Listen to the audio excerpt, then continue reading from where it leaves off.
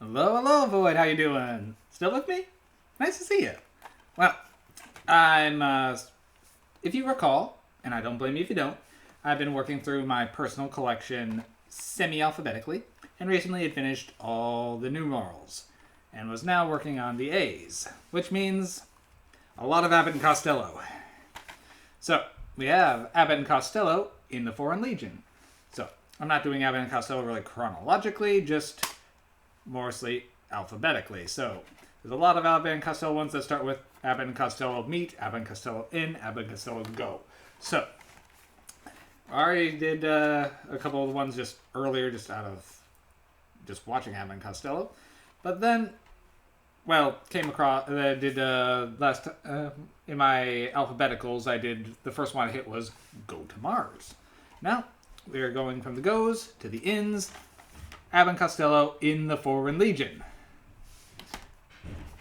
Okay. So, this one's circa 1950, and this one's utterly ridiculous, but maybe not the most politically correct.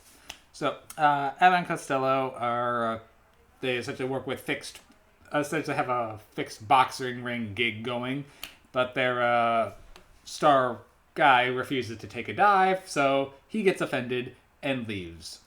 So he goes back to his home country of Algeria.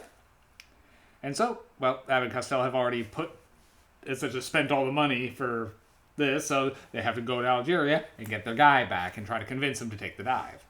Well, while they are in Algeria and are looking for him, turns out he is related to a local gang leader who's causing a lot of trouble.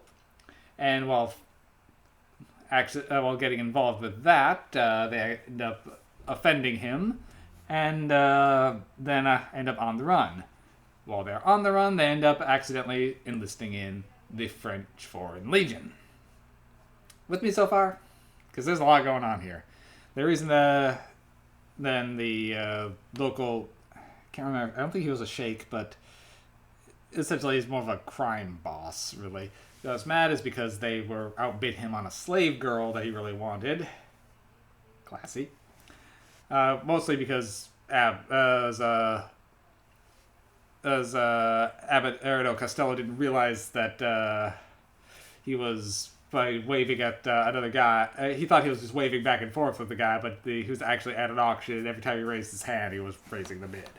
So she's actually the lady he ended up buying was actually from Interpol and tried to get in to that guy's harem to try to investigate him. Meanwhile, they get stuck in the Foreign Legion, and turns out that someone in the Legion is also on his take and is leading them astray. So it's very much them training for the Foreign Legion badly, and then uncovering his corruption through sheer happenstance. The movie's ridiculous. It is still very funny, and it does hold up.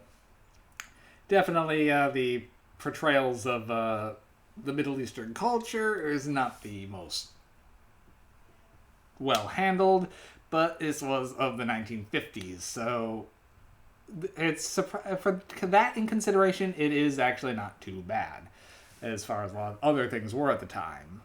And it's where the butt of a lot of the jokes is more on our duo rather than the culture, so it's more their misunderstandings of it.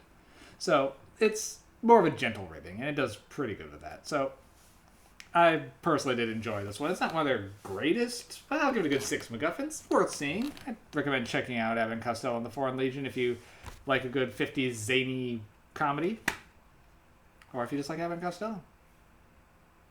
Alright.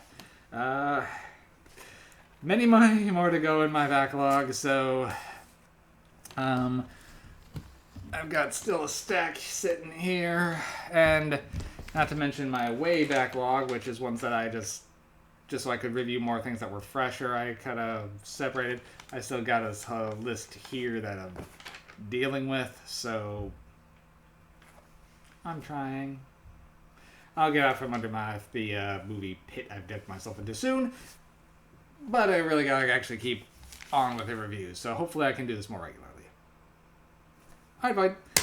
See you soon.